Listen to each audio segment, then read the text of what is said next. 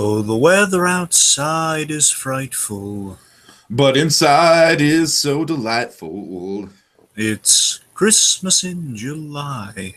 Let's review. Let's review. Let's review.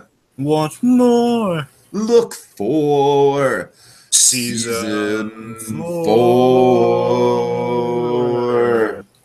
4. Bum.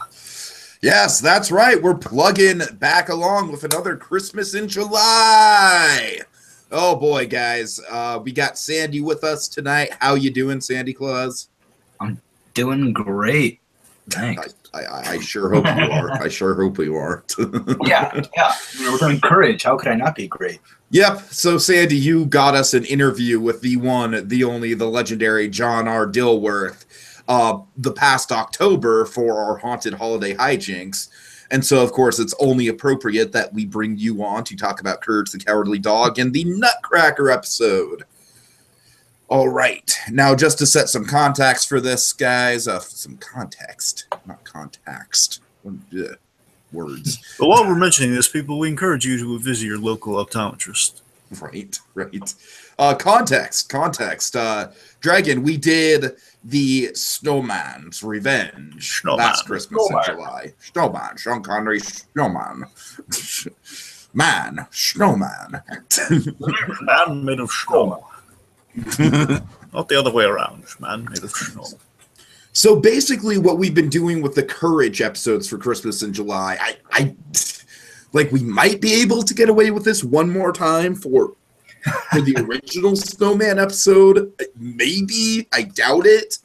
But for at least the Snowman's Revenge and now with this, the Nutcracker, we've basically been taking essentially the closest that we can possibly get to a Christmas special in the Courage the Cowardly Dog universe. And Dragon, this is our exercise, right? We're trying to find holiday cheer and we're trying to find those Christmas tropes in a special that might not even necessarily be related to Christmas.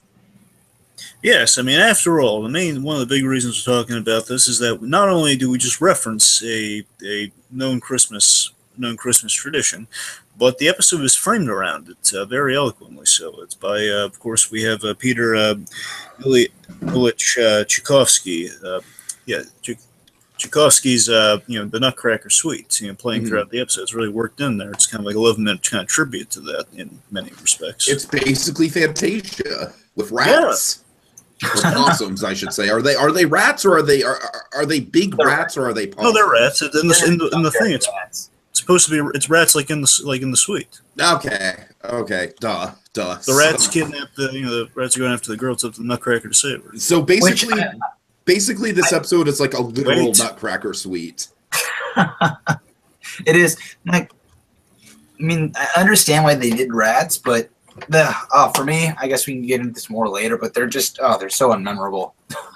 The show has so many great villains. These two just stars. Yeah, so Sandy, let's set the stage for this. Like you're probably like definitely the biggest Courage fan of us three. I mean, I think all three of us really like Courage, but Sandy, you definitely have a big love affair with the show, right? Oh, yes.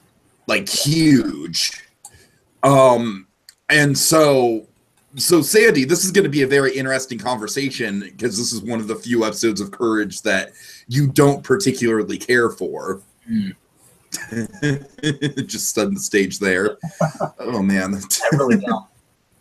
Yeah. I'm interesting how Sandy, majority of the time for Cartoon Network shows, he's kind of been a Scrooge.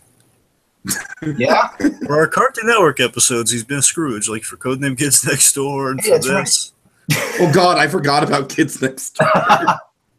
Like, I'm not even that big of a Kids Next Door fan at all, but neither am I. Even I was like more light on that episode than Sandy was. I still have that famous story about why I did not like Kids Next Door as a kid. Very dumb reasoning, yes. Yes. A friend from middle school just kept trolling me with the Rainbow Monkey song, and I was like, fuck that show and the Rainbow Monkeys. And that's why those animators couldn't feed their families that year. Because Tiki, based on just a recurring annoyance. Shit. Fuck those Rainbow Monkeys. Anyways. That one animator had to work through Christmas because Tiki, Tiki hated the show for dumb reasons. Yes, Dragon, yes, because I was like the one person, like Cartoon Network would have not canceled Kids Next Door if even one more person would have tuned in, and I was that person, and I just ruined everything.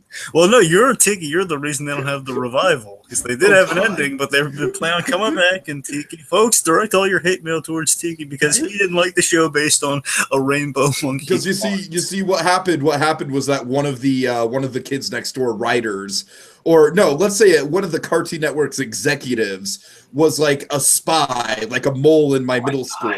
And we're getting off track here. And so, like, you know, they would just be like, "Oh, this Tiki kid," who at the time, like, that was probably like it's like a Nielsen rating, folks. They have spies putting all the middle schools in the tri-state area. Okay, let's. Oh my God! Wow, what a rabbit hole! Wow. Okay, anyway, I'm quite proud of that tangent. Let's get back on point. Okay. Let's get back on point. Talk about the pink dog we all know and love. Yes. All right, so Sandy, where does this episode start? It starts in the junkyard, and this is my goodness. This is probably, especially for Muriel, it's just like she's trying on like these different things. Like she's finding all this junk, absolute junk. I call them Rhonda dresses. Yeah. Oh yeah, you're right. It does look like that.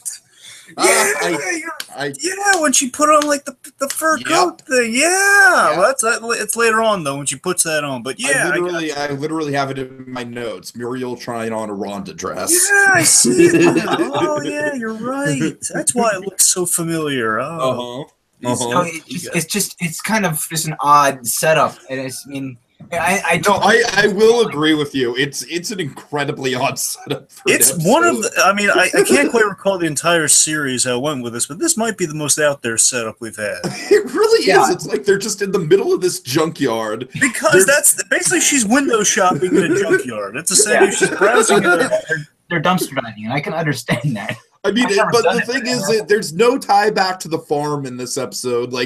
There's no reference to how they got there. You don't. We literally have to make a makeshift farm in this episode. That's what we do because they make like a little cozy area that uses it's exactly like the farmhouse. Like our two.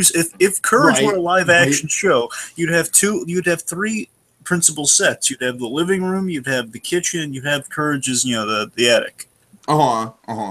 And then the exterior of the farm as well. Of course, yeah, but that can be stock footage if they live action anyway. Well, no, not necessarily because there's action that takes place out there. You're right. Yes. Anyway, let's see. So we're in the junkyard in the opening. Essentially, she's treating it like it's a flea market essentially. I am so glad that you guys share my feelings about this just being such a random, weird setup. Let's see, Muriel, she finds this beaten up, like of all the items she's finding, she starts off by finding this beaten up, like reflective platter tray thing. Oh, Eustace, this is better than shopping. And then Eustace agrees, yes, because it's free shopping. Okay, now I'm in a conundrum when it comes to the Scrooge in this episode, because Eustace, obviously Eustace would be the go-to Scrooge here. And he is kind of, because he's he's money. He's focused on money, which is the one thing that kind of makes him a Scrooge, kind of. Yeah. But at the same time, he's just so happy and he's in such a good mood throughout the episode. He's uncharacteristically in a good mood. So I'm very, what do you feel about this, Dragon? Well, I mean, Courage has an arc, but it's not exactly. It's not a traditional Scrooge arc, but I mean, he learns to appreciate the Nutcracker, and he kind of learns the lesson at the end about the Nutcracker when Muriel kind of sets. Oh, fuck it. Okay, that's good enough for me. Courage is a Scrooge. That is good enough for me. I'm not going to say Eustace is unhappy, or I'm not going to say he's happy, or uncharacteristically happy, because we never really focus on him all that much. I'm just saying, when we do see him, he's over the moon, oh, it's free. I suppose. So we see, go on. Oh no, that was it. So see, Courage is excited, just like, hey, flea market. I love Courage's optimism in this episode. That is one, like his optimism throughout the series is great. Oh yeah.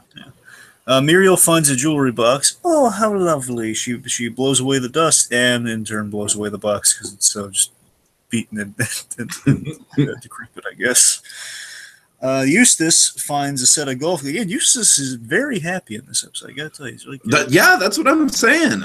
For once, he's not taking on the chin. For once, I mean, he's kind of turned all these lemons into lemonade this episode. Eustace, he finds golf clubs as these beaten, like tattered and twisted golf club. Just a quick correction here. He finds the horn with the golf club lodged in it. Well, that's what I was getting at. Like, yes, it's in like a saxophone or a horn or something at this golf club's, and he basically blows into it, and he like, blows it out there somehow. I don't. It makes no sense, but it's a cartoon. It like bonks him on the head. Hey, he's got a golf club.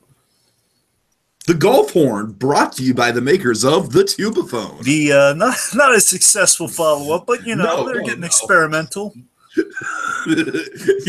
Just work on your stroke while practicing the horn. So here's what you do, Howard Hammond. Please demonstrate this for. He's on the golf club. Oh gee.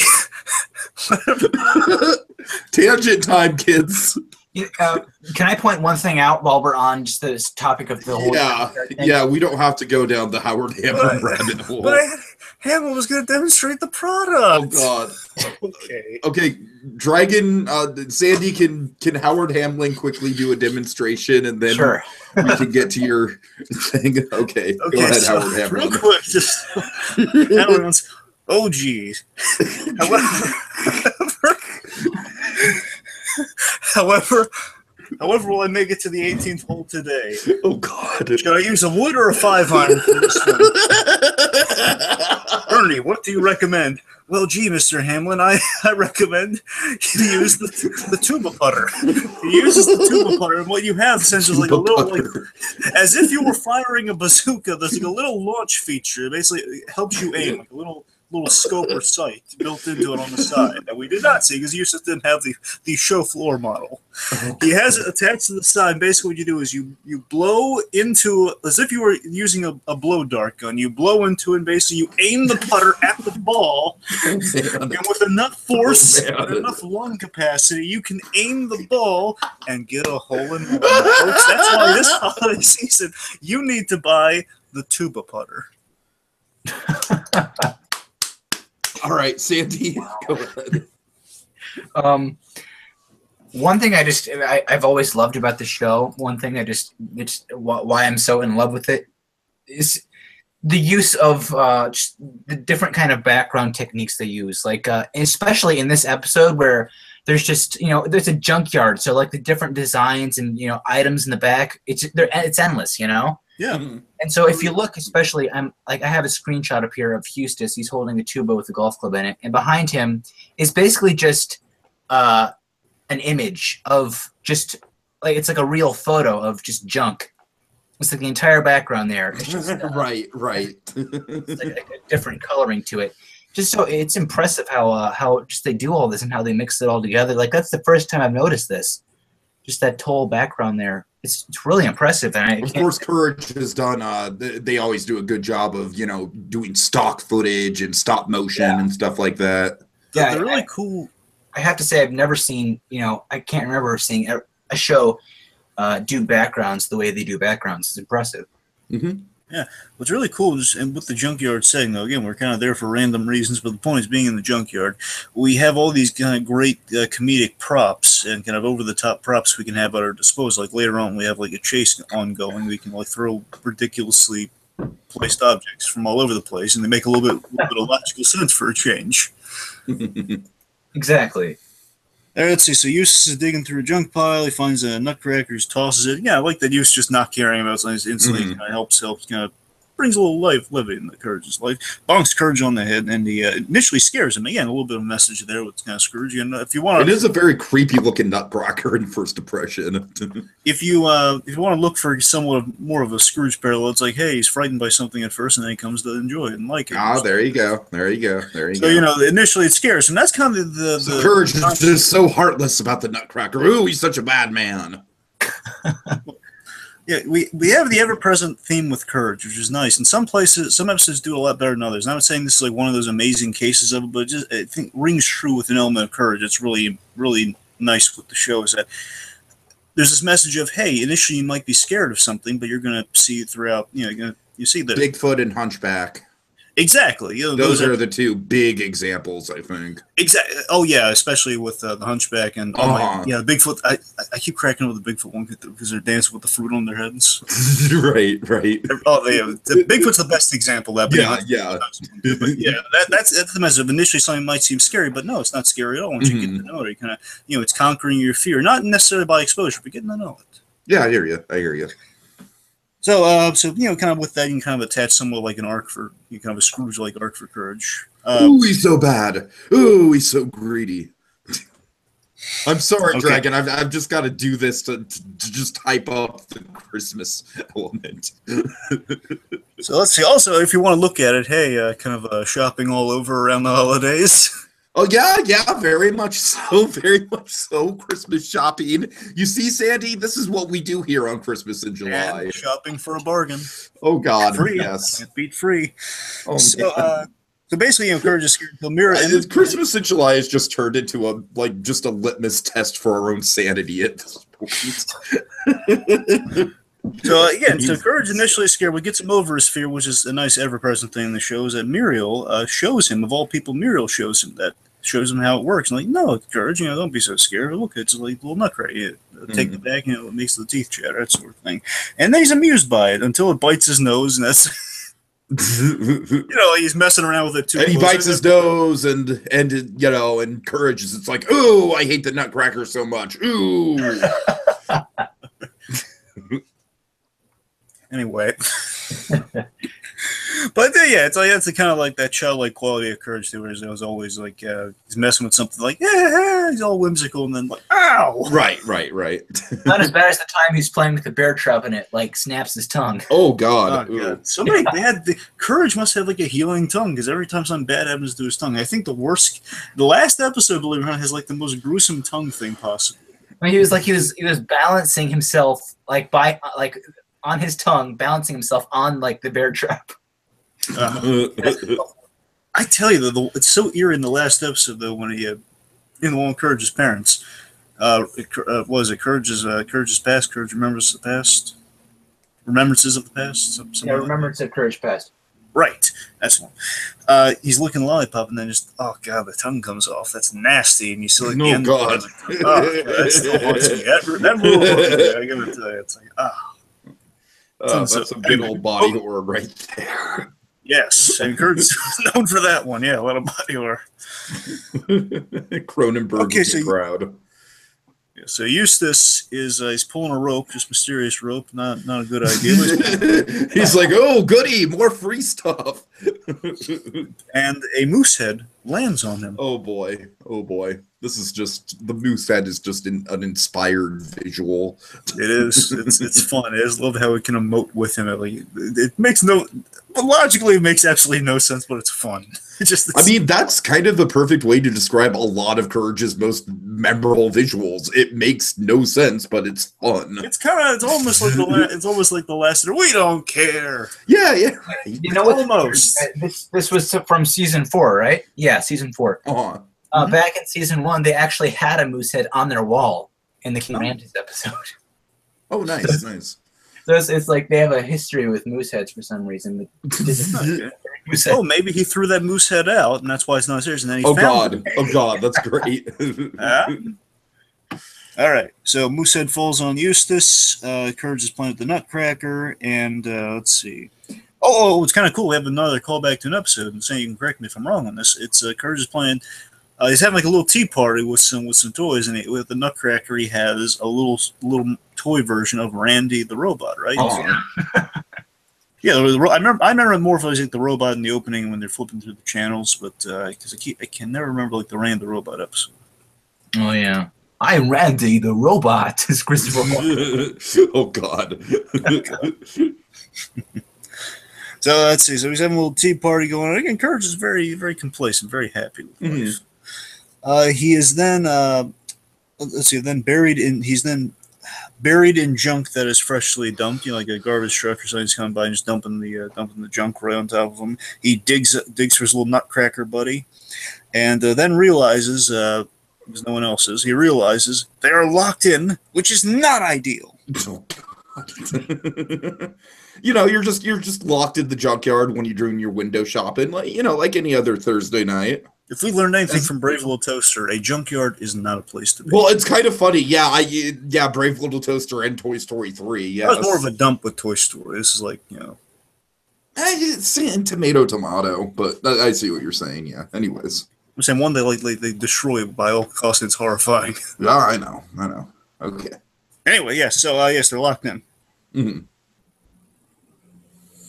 Muriel, and this is the bit where we get that the Rhonda dress. Yes, we have Muriel. I call Muriel she's the queen of the junk. She feels. That's how she's sashaying herself around. She's looks all royal with it. The English queen. That's kind of what I was thinking of. It's like she's very, very like you queen. But yeah, she's dressed in that polka dot fur coat thing that Rhonda had.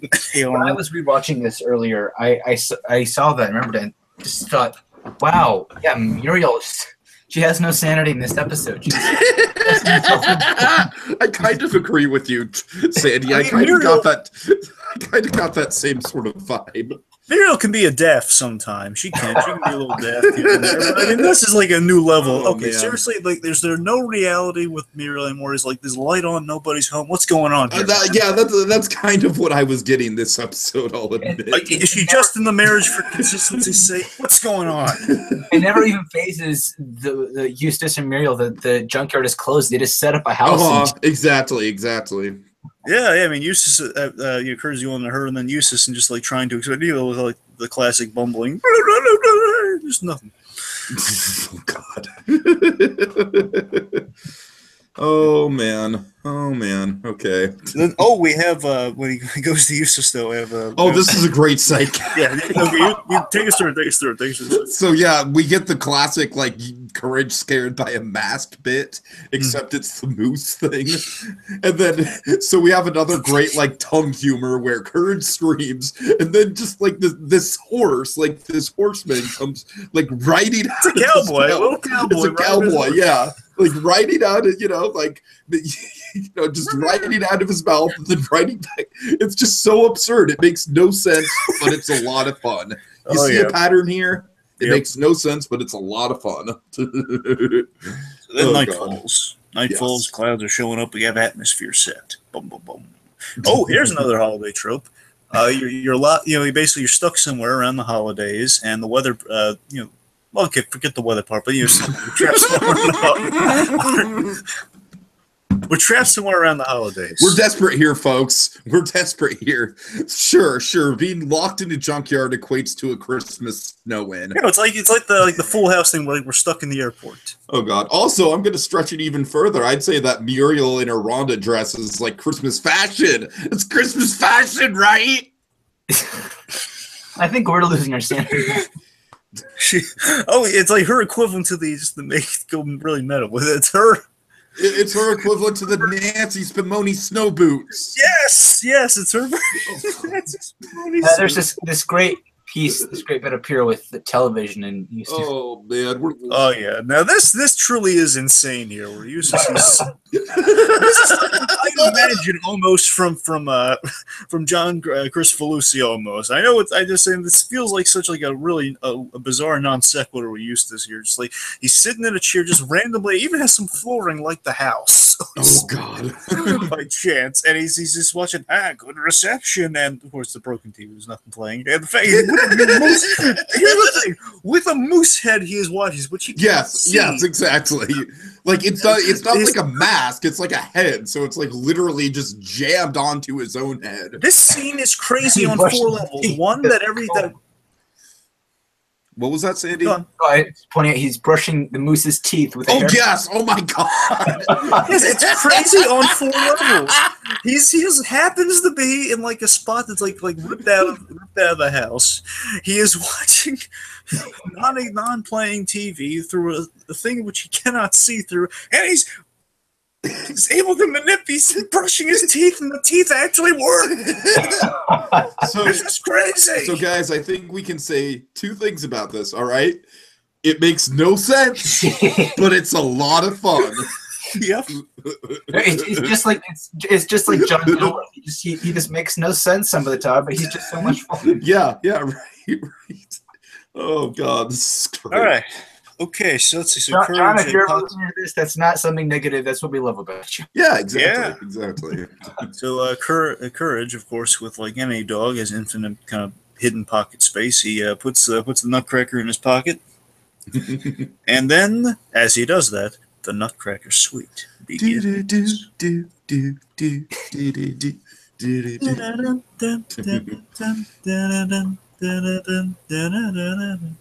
Yes. So, Sandy, I know that you are not a big fan of these rat villains. They're okay. I don't like them. You know, it's the Courage is just it's known for having villains like the Quack and Cats, and these rats just they're nothing compared to those guys. Are you ready for that big stretch of a Christmas reference? Oh yes, I am. Oh God. And I tell you, a part of me, just based on the fact of kind of it's very much more structured with the Nutcrackers we're going to get into. I will say this one, a part of me thinks deep down, I think it might be actually hinting at this. Man. I'm saying of all the ways they could have done this, it sounds like, well, they just go with kind of a Christmas vibe with the Nutcracker. So here's how. Okay, the rats, of course, rats because Nutcracker sweet. You'll notice the rats are of two colors, red and green. Oh dear. Okay. Yeah. Those are Christmas. Christmas colors. I told you it's a stretch, but I mean, of all the colors, and it's not pink, it's red. The eyes are red, the tail's red, and with him, it's green tail, green eyes. Christmas colors. All right. But also remember that Courage has done this before, where with the two raccoons, where the one had the different colored eyes. They had different colored eyes, so it's a reoccurring thing. Yeah. It's like also Christmas colors. Like but also we've had like kind of the ducks from Space. I mean, that's what the color Sam's talking about. Mm-hmm. All right. Right. So again, it's fallen, and again, Muriel very oblivious initially. She's like digging through piles here, and she's not noticing the rats. Again, the rats are. She's like pulling on the tail, yeah. Not realizing. Because that's what you do when you see a big rat butt sticking out of the jar. As you do. Again, folks, if we've noticed anything, Muriel needs new glasses. So again, you're optometrist very, very soon in your life. Oh man. Okay, let's see. So yeah, she's unaware of the rats. As she's getting like a little pot, Eustace then disappears. Very horror movie style. Like, oh my god, Eustace is gone. Right. The show's over. No, Eustace is gone. I will say Eustace is by far my favorite element of this show. How many? Sandy, let me ask you this: can you recall how many times Eustace has died on Courage? Oh God, because he has died a couple times. He's gotten his head ripped off. He's been stuck in mummy tombs. It was melted. He never really dies. He just reappears. Like sometimes he's died. Like he's been like no place out of it, so he's kind of most likely he's basically been set on a path to die a lot. I mean, there's definitely been a couple episodes where it's like just like there's like a gravestone in the living room, or he's like a skeleton or stuff like that. Oh, you're right. I don't know exactly what the kill count is on Eustace throughout this year. Like it always ends with it's like very like Courage and Muriel are very nonchalant with the fact that he's dead. Like it always ends on like that joke. Well, there was the one with the what was that one called? Where they secretly Muriel's waiting for Eustace's benefits. Secretly. God, exactly. Oh, there was that one episode where they get turned into puppets. So they basically both die. Yes. Oh man! But notice to be fair, their soul still exists. It's like the mind going to something else, so they are technically alive there. Yeah. I was gonna say, notice with when Courage turns and sees the moose head laying on the ground, the tongue of the moose head is just sticking out. Oh come on! John Dilworth and his tongues, man! I swear, I love it. Yeah, well, Sandy, yeah, get on that kill count at some point. Next time we do a Courage, those ever kill. Oh, that would be wonderful. We're gonna put our top man on this, folks. We're putting Sandy Claus. Top men. Yes. Yes. All right. All right. We're gonna go. Yep. All right. Let's see. So yes, Eustace disappears. And then, of course, he's protecting Muriel in classic fashion. He's lifting Muriel on top of his head. He's run away from the rats, who I love. I just love this, the operatic kind of ballet vibe with this episode and the rats. I gotta give them that. I like that we have a kind of running theme with these guys. Yeah, I mean, it's not quite like animated to synchronize perfectly with the music like Fantasia, but, on a TV budget, it does a very admirable job of kind of syncing up with the music in certain elements. See, I think... Oh, go ahead. I'm sorry, I was going to say real quick, is that to me, Sandy, is why I think that these guys aren't completely forgettable, because I think they have like that one motif going for them. It's like, okay, well, they're really good at dancing.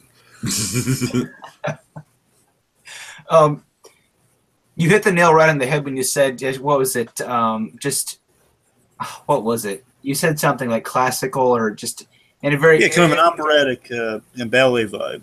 No, as far as Courage protecting Muriel goes, just that whole thing we have going through the series where it's just the one reason why I don't really like this one a whole lot is just because it's just the basic plot, the Cajun Fox thing where it's just like they want to catch Muriel so they can eat her. It doesn't feel very fresh, Yeah. Especially when we had that with the Cajun Fox, he actually had real personality going for him. These guys really, they have dancing. That's about it. Wasn't Cajun Fox in one of the first episodes, not counting the pilot?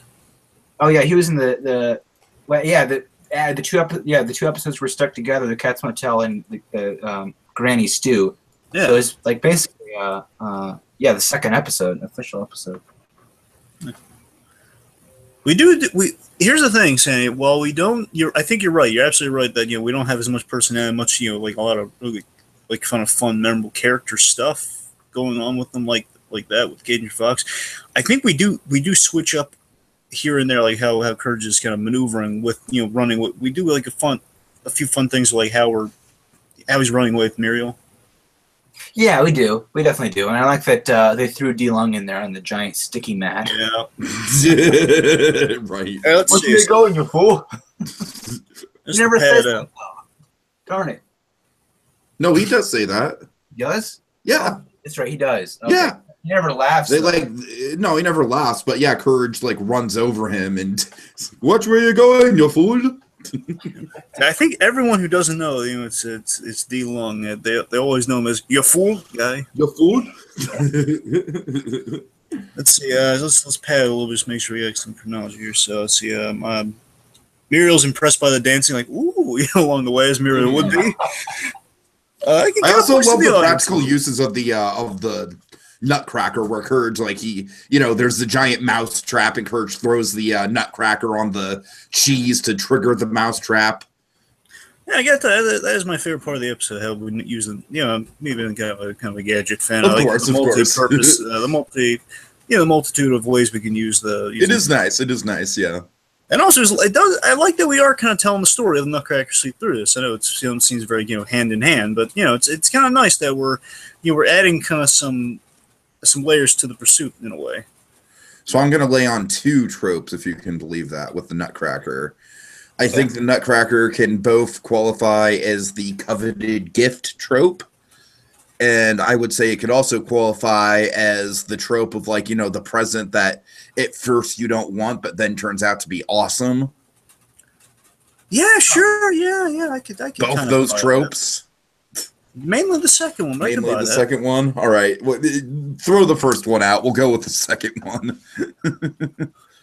Anyways. But real quick, just bring up the Nutcracker. So again, another way you kind of got me to here is that let me throw this theory at you and say, you tell me if this makes any sense. The minute Courage puts the Nutcracker away, then these rats come out of the works. You think the Nutcracker might be enchanted or something? Like it's cursed or something? I don't know. Like it might be the reason these rats, again, like basically the story of the Nutcracker kind of gets enacted when you quit or something. But basically, at some point, like when night falls, or somehow it got activated. I think that would make a lot more sense. But I don't think that was the intention, as they never really clarified that. They would have had some kind of... But, like, I gotta say, I haven't watched this episode in like a long time, so I wasn't really fresh on it, and so I was kind of wondering if some sort of supernatural twist with the Nutcracker was kind of a possibility. But I don't know, I think the Nutcracker is more just used to represent kind of like Courage's innocence against the rats. You know what I mean? Like kind of like a use of like positivity, and also like maybe a visual metaphor of like it's the Nutcracker defeating the rats to save the princess, or save the girl, as in the family in this case. Right. Let's see. So we avoid a lot of traps, and we prance around very nicely. We as they're throwing, again, very non-violent things at them initially. They're throwing fly paper, a mousetrap, and a giant mousetrap with some fly paper at them. Huge fly paper. Oh my gosh. With a man on it, which they then use to their advantage. Again, those rats are cheap as well. They're only using what they have. They can't get clean fly paper. They use used fly paper. Oh, God. How did he end up on that fly paper, I wonder? He was just like at the junkyard as well, just looking for some bargains, as you do. I blame a banana peel. He's rich. He is rich. He advertised. No, he's an inventor. He's looking for scrap metal. Yeah, exactly. In that one raccoon episode, as I mentioned before, he's advertising himself on TV saying, "Send me your wallets, you fool." That doesn't necessarily make him rich. It just makes him really greedy. Well, he has a nice car, though. That's like the equivalent to like eBay on YouTube. Oh, I can imagine him as an eBay seller. Oh, God. You remember, hey, Sam, real quick, do you remember what set him off to build the Robo Courage? Do you remember what set him off in that one? Did he just like say, "I'm going to build a superior dog"? Like, is that it all? That's basically, there really wasn't a whole lot more. It's basically, I'm going to build a better dog. The episode is weird. All right, let's see. So then the green rat is throwing. Sorry, I went to the flight there. All right, so he jumps into. Let me get to there. Courage attempts to dig outside with the Nutcracker, but unfortunately the rats have beat him to the punch. And those rats are everywhere, man. They're everywhere, and they can dance. Yeah. There's some Kevin Bacon rats right there. Oh, God. So very artful. Again, very artful, lovely pursuit they got going on there. Oh, it's nice. They're twirling around the thing. Nice to sit. I think at this point it kind of switches to the Dance of the Sugar Plum Fairy, right? I think so. Yeah, because of course the Nutcracker is divided into different suites. Yeah, I think you're right on that. Now, guys, I don't know if you caught this, but there is kind of a hill made of garbage that's sort of shaped like the Nightmare Before Christmas Hill. I noticed that. Yeah, so there you go, Nightmare Before Christmas Hill trope. And also just the Nutcrackers. Well, if we want to count everything Nutcracker's been used in, Christmas with the Joker from Batman the Animated Series used Nutcracker when we were facing off against the giant robotic Nutcrackers. Well, I mean, Dragon, I'm just going to count like the use of a Nutcracker as one thing. All right. But let's see. So yes, Courage flees through the pile, which they twirl around it to get like they're not going to like sully themselves. They're just Courage is going to plow through. Let's see. Then after they dance around it, the pile collapses. Yes, we then go to the tire section. Yes. I like the tire section. And speaking of tired, Courage is tired. Fun, funny, ha. Yes, he kind of catches a really cool junkyard though. Like this has got to be cooler than the junkyard in Ed and Eddie. I mean, it's a whole like land full of tires. Yeah, I hear you. It's pretty. They built a lot of really cool stuff in the junkyard in Ed and Eddie. They built a lot of really cool stuff. This is a Dragon. It kind of reminds me of Todd's Disneyland from BoJack Horseman a little bit. Oh yeah, a little bit. Yeah, I can see a little bit of that. Yeah. And of course, BoJack Horseman did a Christmas special. Yes, he did. Yes. And then after the tires here, we see Courage wandering through some pipes, and on the pipes, Dilly. Yes. Dilly, spray-painted Dilly. That is like an awesome, rewatching the show as an adult and all the Easter eggs and stuff. It's like, that was there the whole time. That's amazing. But what I was getting with like the Muriel kind of change up kind of the Muriel Courage pursuit a little bit aside from kind of the artful execution here and there. But the thing I really liked about this one is that Courage kind of takes a breath for a moment. He looks up and he sees this group. It's kind of a decent Muriel likeness in tire form. I gotta say, it's a good likeness. But yeah, that's a fun gag. He has like in cartoon logic, kind of the same weight as Muriel going on there. And yeah, then Courage, I could buy the Courage kind of think it's kind of off his game for a moment there. It's pretty funny. All right, let's see. So, there's a random screaming girl in the wardrobe for no reason. Yeah. Technically, might be a goddess. Technically. Oh, that girl, she reappears everywhere. She was in the Mummy episode. Oh, okay. Not the King Ramses episode. Yeah, wasn't she? She was a giant and she was a goddess. Oh, God. She reappears a bunch of different places. Like that design, they redid her design for the goddess, but it was basically her. Yep. Reusable models, kids.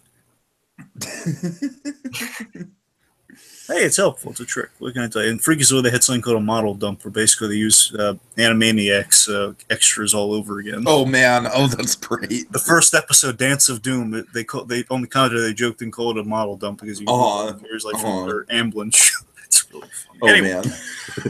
I just one last thing. I have to think that Screaming Girl is some kind of caricature of one of the people working on Courage, because just to put her randomly in the wardrobe there, it seems kind of like what? Yeah. And what joke? I don't know. What takes us there is Courage is picking up the scent. That's how he kind of locks onto him later on too. He's going like all over the place and he's going to the wardrobe all over. Let's see. So then Courage extends. And I love this bit. I love how he extends the Nutcracker's legs to like a parasite. Yes, it's like again. It makes no sense. But it's a lot of fun. Yeah. Again, it's a little bit like there's this like inkling of plus. Again, it's kind of almost like, bear in mind, there's not enough logic to make it a logical logic, but it's like a hair close to a logical logic. Right. It's like, you know what? Yeah, this makes no sense. But if you had a Nutcracker that you give, like, it would work. You could, like, okay, you extend the legs to be kind of the periscopy part, and they have like a part, the stand is the reflective glass, and at the bottom you have like little Viewmaster thing. Oh man! So he's looking through. Of course, he sees there's his half-loving owners. Yes, they're about to be cooked, dragon, for our next trope, which is the Christmas feast. Yes, and then Courage smashes the table, and the record player, turns out all this is being played on a record player. It's just that was funny. I like that. I really like that. It's such a great kind of meta thing where we destroy like the record player, but then they have a big troll at the ready. He's like, no, this is our music. This is all we have. That's a really good use of diegetic music right there. We have so many forms of this. We even have stuff that hasn't been invented yet. We got a shuffle, man. We got an iPod shuffle. Oh God.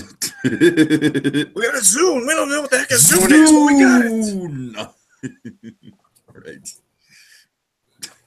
Right. So then, we have Supus Interruptus here going on with the Courage. Going down there, we have like the big battle. Mm-hmm. If you want to call it that. Well, fine. Fine. We have the mediocre battle. The mediocre battle. Or the moderately big battle. The moderately big battle. Harry Potter and the moderately big battle. All right. I don't know why that came to mind. That just sounded like a catchy, like roll off the tongue Harry Potter title. Lead and Forge. Jafar made hip hop moves, and these rats are quite envious. They're outmatched. Yeah, Courage got moves, man. Yeah, it kind of reminded me of Courage got moves, dog. Yeah, Breakdancing 2. Kind of like Breakdancing 2 Electric Boogaloo. A little bit of that in there. And speaking of Randy Robot, that's actually how he defeated Randy. Oh, God. Really? Yeah, dance-off. They had a dance-off. And he beat Randy. And that's where Star-Lord got the idea. I was about to say, is James Gunn a Courage fan? He seems like he would be a Courage Well, we know he fan. likes it. I mean, I could buy that he Courage. Yeah, I could buy that, too. I could totally buy that. Right, so we have Courage versus the Rats. We have the spinning attack, which is kind of cool. They're going to spin around tails, kind of like a little tail whip going on. Again, the colors of Christmas coming to harm Courage. Again, there's kind of the Scrooge battling Christmas in a way. Sure. Yes, and again, yes, Christmas, the heartless Courage. Ooh, he's such a good Scrooge. Oh, he's so greedy.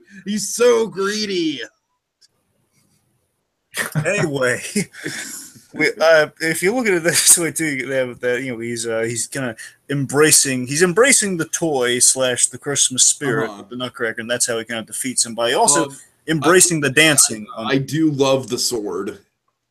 Yes, the sword is really cool. Like, because that's something we never see used in a Nutcracker, right? Like the fact that a Nutcracker has a sword, but we never see like sword fights with Nutcrackers or anything like that. So that's such a good like call to use something like that. I remember like me and my cousins used to sword fight with Nutcrackers, and we used to get yelled at because they were antiques. Yeah. So let's see.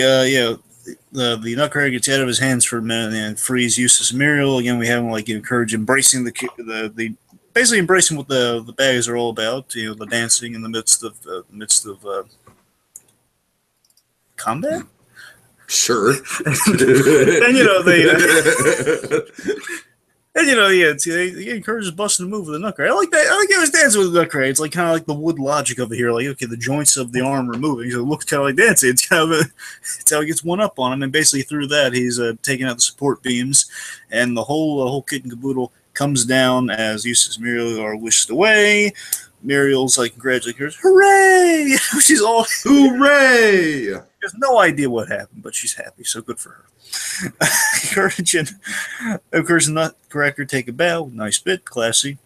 Courage. Eustace then takes the Nutcracker. He puts a walnut. Again, I thought Eustace was gonna fucking destroy that thing, and that was gonna be like a heartbreaking ending. He technically does. Kind of, but. Because again, this is shit. I can't. A part of me wanted to call Eustace Scrooge because it's, but I mean, no, he's embracing it. Like, okay, Nutcracker, I'm going to use it. It puts a walnut inside because it's an antique, breaks the teeth, and then now here's where you get the moral of the episode here, folks. It's a nice little bow at the end here. Seriously, it's a nice little bit at the end. It is. Where Muriel, again, it's kind of mean spirit for Muriel, I gotta say, a little bit, just a smidge. Again, not intentionally mean, but it's a fact of life. But she says, oh, it's an antique, Eustace. You can't use it. You can't use it for anything. Of course, we saw throughout the episode. No, he did use that. I mean, I don't think that's mean spirited. It's just it's facts. Muriel being kind of like, and she's like, that's a less dumb comment than like 90% of the other stuff that Muriel said throughout the episode.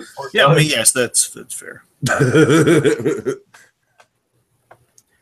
But yeah, it's really nice saying like, hey, if you can't use it for anything. Of course, we, the audience, have seen Courage use it for a lot of things. He uses it to save them. And in the end, even though the Nutcracker's all kind of strange looking, at times Courage can be strange looking too, and we love him. So, they have like kind of like the battered teeth imagery. And yeah, while we've been saying visit your optometrist, folks, I mean, visit your dentist as well. So I'd go with the dentist over the optometrist, but, Courage should be like a mascot for dentistry. He should. If you want to call that how the episode ended, a little bit of more body horror. Yeah, I would actually. Yes, but also in the episodes with the I've got to say, I've had some pretty vivid like teeth falling out dreams over the years, and yeah, it gets to me. And oh, what? So I was gonna make another dentistry joke. Okay. Again, this is the last kind of dentistry little connecting point here. We had, oh my God, I have another Christmas trope. Oh God. So, okay, two things. So, oh man. We had Eustace brushing his moose teeth. So again, folks, little dental theme of the episode. But God, oh yes, because of the fucking Rudolph the Red-Nosed Reindeer elf. Oh my God. I was about to get there. I'm sorry. Very much like Rudolph, like with Hermie from Rudolph. I want to be a dentist. Oh my God! It all comes full circle. I see. Oh gosh, that was absolutely 1000% intentional on Dilworth's part. All right, can we get out of this insanity? Let's do some final thoughts. I literally feel like I'm losing my mind. Speaking of insanity, just the way the show ends with just Courage looking at the camera and just laughing insanely. This show is infamous for doing that. It just so many episodes just end like that. Oh, Okay, I love it. okay. Final thoughts, guys. I liked it. I mean, I don't love this episode, but I like it a little bit more now that just thinking about it and rewatching it and talking about it. Seeing the tropes. Not my favorite Courage episode, but it's good. Yeah, I gotta say, I'm definitely kind of on Sandy's side here. I don't think it's one of the better. It's probably one of the weaker Courage episodes, in all honesty, because of like what we picked apart with the setup and Muriel being particularly dumb in this episode, like more dumb than usual. Just the story in general. Yeah. I mean, it was fun to deconstruct. I mean, for what we like to do with kind of the out of left field Christmas in July choices, like I feel like this was a fun, if maybe a little bit insanity inducing conversation with the Christmas tropes. But yeah, it's definitely not like a big like, oh my God, it fills me with Christmas cheer. But you weren't really expecting to get that with this, and so I think for what it is, it's solid. Like on a TV budget, they managed to get some really good musical based stuff in there, and I always like when cartoons use music to their advantage. So yeah, overall, a pretty decent piece of animation from Courage. But Courage is just such a consistently excellent show that like even a good episode like this will look like one of the weaker episodes of the series just in comparison. So yeah, I mean, it's not like a top 20, but we've had other 20 really good ones. I mean, what I was, yeah, it's just Courage is just like 90% of the time they hit home runs. So this is like maybe like a single, Yeah. It's like they still hit. It's just not a home run. Yeah. So, all right. Dragon, your final thoughts?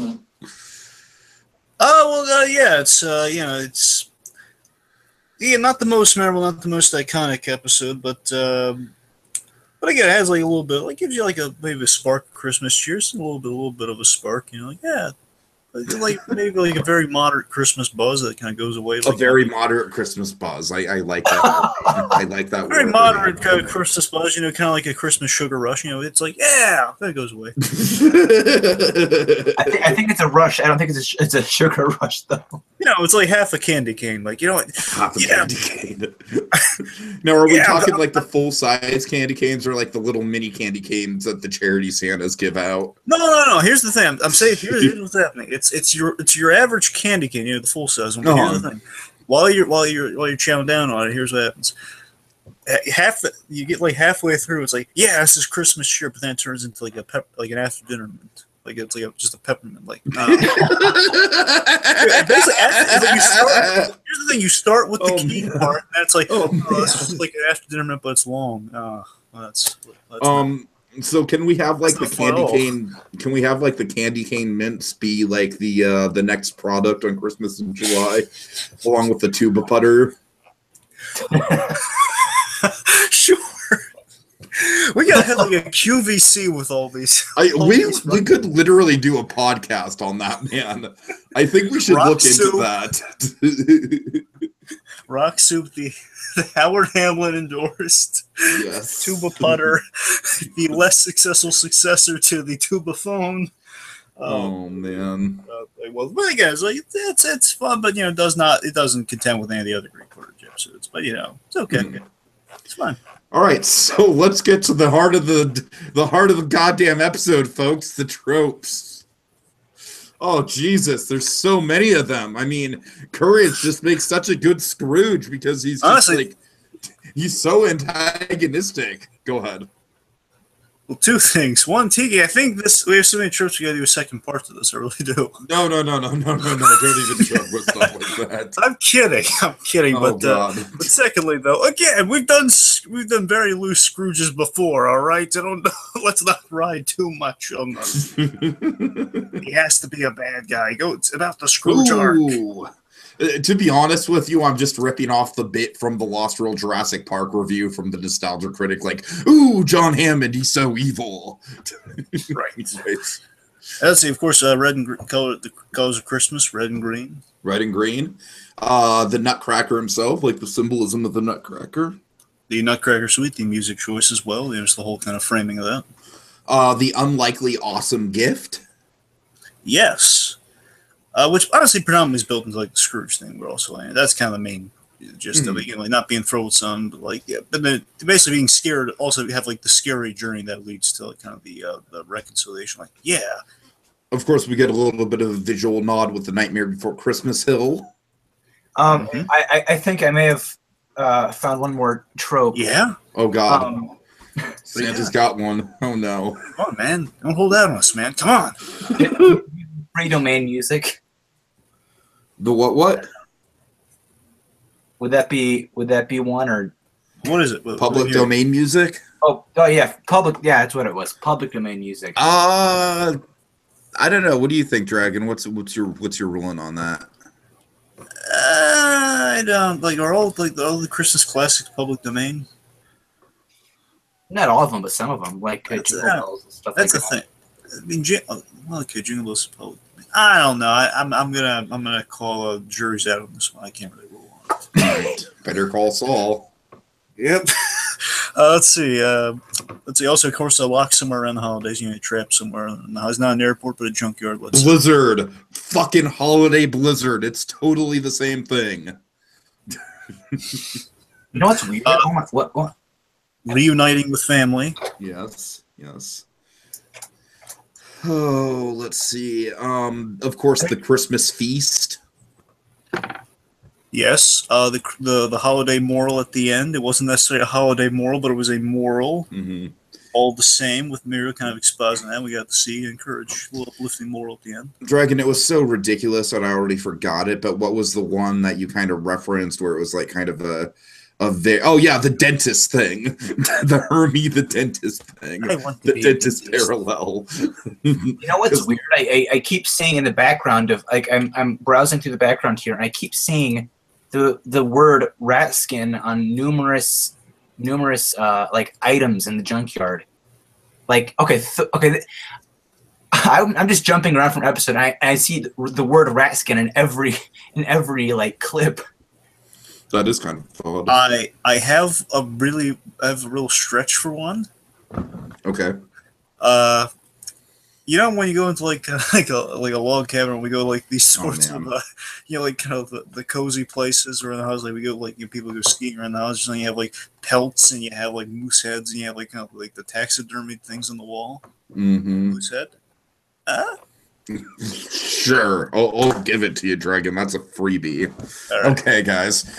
So that's what we like to do here, folks. Even with an episode that might not on the surface level seem like it's very Christmassy at all, we like to dig in and we like to find the tropes within things that might not even look tropey to begin with, because god damn it, I mean, it's just like, what could be more rewarding than that? I mean, what could be more rewarding than finding tropes of Christmas specials in the middle of July? It's just like, it's the best fucking humanistic job that there is. But Tiki, for the children, I have to ask you.